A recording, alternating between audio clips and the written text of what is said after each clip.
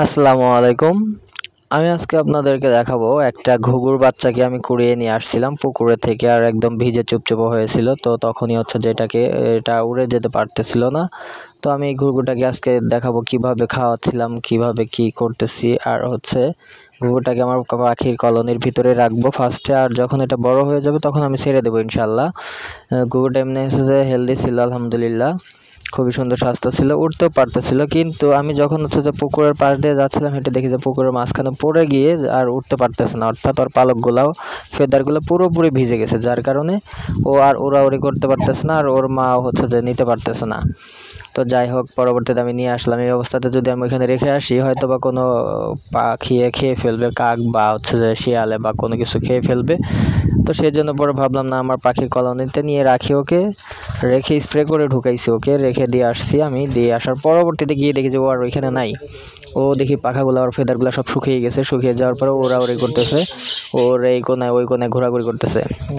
তো পরবর্তী যেহেতু ও একদমই ছোট, ও নিজে খেতে পারে না, তো আমি নিজে খাওয়াই দিব। সেজন্য হচ্ছে যে আমি ওরা খুঁজতে গিয়ে দেখি যে ও একদম কোনার মধ্যে খুঁটির একদম চেপায় পলায় রয়েছে, লুকায় রয়েছে। তো যাই হোক, পরে আমি গিয়ে ধরলাম, ধরে নিয়ে এসে ওকে হচ্ছে যে খাওয়াবো। তো ওকে খাওয়াবো আমি হচ্ছে যে ফার্স্টে ওই যে চীনা যেগুলো থাকে আমার বার্জিগারে খায়, তো ওই চীনাটাই আমি ফার্স্টে খাওয়াইছি। কিন্তু ওটা শুকনা খাবার একদমই, কারণ হচ্ছে যে একদম বাচ্চা, যেহেতু একা একা নিজে পানি খেতে পারবে না। আর আমি যদি আবার পানির মধ্যে পানি খেতে দিই ওরে, ও দেখা যাবে আবার পানির মধ্যে যদি পড়ে যায় তাহলে তো আবার মারা যাওয়ার জন্য, মানে মারা যেতে পারে। সেজন্য হচ্ছে যে আমি ওকে ধরে ফার্স্টে হচ্ছে যে চীনা খাওয়াচ্ছিলাম। চীনা খাওয়ানোর পরে ভাবতেছিলাম না, এটা এভাবে খাওয়ানো ওরা ঠিক হবে না। পরবর্তীতে যে আমি যে হ্যান্ড ফিডিং করি আমার যে পাখির, সেইগুলার হচ্ছে যে খাবারগুলো নিয়ে আসলাম, হ্যান্ড ফিডিংয়ের ফিডগুলো নিয়ে এসে তারপরে আমি সিরিঞ্জ দিয়ে খাওয়াবো। কিন্তু আমি সিরিঞ্জটা কোথায় রাখছি আমি ভুলে গেছি, সেজন্য পাচ্ছিলাম না।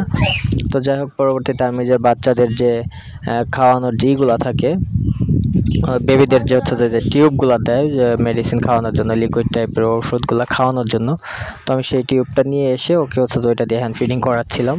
তো যাই হোক, আলহামদুলিল্লাহ এটা এখনও সুস্থ আছে। আর যেহেতু আমি আজকে সকালেই পাইছি এটা 9টার দিকে পুকুরের মধ্যে থেকে, তো ও মোটামুটি 11টার মধ্যে ওর ফেদার সব শুকিয়ে গেছে, উড়াউড়ি আগের মতো উড়াউড়ি করতেছিল। কিন্তু ও কিন্তু নিজে একা খেতে পারে না, সেলফ ডিপেন্ডেন্ট না, সেই জন্য হচ্ছে যে আমি ওকে এখনই ছেড়ে দিই নাই।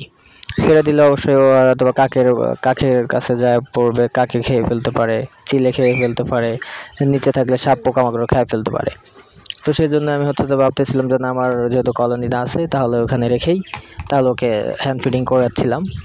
ও খুব সুন্দরভাবে খাচ্ছিল। ও মনে হয় আগেও এভাবে খাইছে, কিন্তু ওর মা তো এভাবে খাওয়ায়, কিন্তু আমি যেভাবে খাওয়াচ্ছি হয়তো একটু একটু ভিন্ন রকম, বাট খাওয়ার প্রসেস কিন্তু একটাই। তো যাই হোক, ওকে আমি খাওয়াইতে খাওয়াইতে দেখি আমার ককাটেল হচ্ছে যে হয়তো বা ভাবছে ও যে ওরে আমি খাওয়াচ্ছি না, ওকে খাওয়াচ্ছি কেন। সেজন্য আমার ককাটেল খুব মানে হিংসুটে, তো চলে আসছে, ওর হচ্ছে যে হিংসা হচ্ছে। ও এসে আবার পাশে থেকে এই যে আমার যে চীনাগুলো রাখা থাকে ওইখান থেকে ও চীনা খাচ্ছে আর দেখতেছিল যে আমি কি করতেছি বা ওরা কেন খাওয়াচ্ছে, ওকে কোথা থেকে আসছে, মানে এইসব হয়তো জিজ্ঞাসা করতেছিল বা দেখতেছিল, আর এর বেশ কিছু করতেছিল না। যাই পাখিটাকে কিন্তু কোনো পাখি মারতে আসে নাই আমার। আর আমি হচ্ছে তো ফার্স্টে ভাবছিলাম যে হচ্ছে যে যেভাবে ভিজে গেছে ও মনে হয় ওরা মানে বাঁচানো যাবে না। যাই হোক, আলহামদুলিল্লাহ ও বেঁচে আছে। আর ওরা খাওয়ানোর পরে ও খুবই সুন্দরভাবে খাচ্ছিল, খাওয়ার পরে একদম পেটটা ফুলে গেছে খাবার খেয়ে। তো পরবর্তীতে আমি হচ্ছে যে ওরা রেখে দিব, আমি ওরা খাবার দিছি। তারপরে যদিও হচ্ছে যে পানি এটার সাথে ছিল, আর এক্সট্রা করে পানি দেইনি, শুধু ওরা খাবার দিয়েই চলে আসছি আমি। আর এখন হচ্ছে যে আমাদের যে পাশের হচ্ছে যে ককাটেল বার্জিগারগুলো এসে এসে খাবার খাচ্ছে, আর ওরা দেখতেছিল আমি কি খাওয়াচ্ছি বা ও কোথা থেকে আসলো। যেহেতু ওরা হচ্ছে যে বনের পাখি, আমি ওদেরকে এভাবে ধরে আমার কলোনিতে রাখবো না আটকিয়ে। ইনশাল্লাহ যদি ও পুরোপুরি নিজে যদি খাওয়া শিখে যায় তখন আমি ওরা ছেড়ে দিব, আর ছেড়ে দেওয়ার ভিডিওটা আপনাদেরকে দেবো ইনশাল্লাহ। আর আমি হচ্ছে যে এই পাখি কিন্তু পালন করার জন্য নিয়ে আসি নাই, এটা আমি যে আমার কলোনিতে আটকে রেখে দিব এরকম কিছুই না।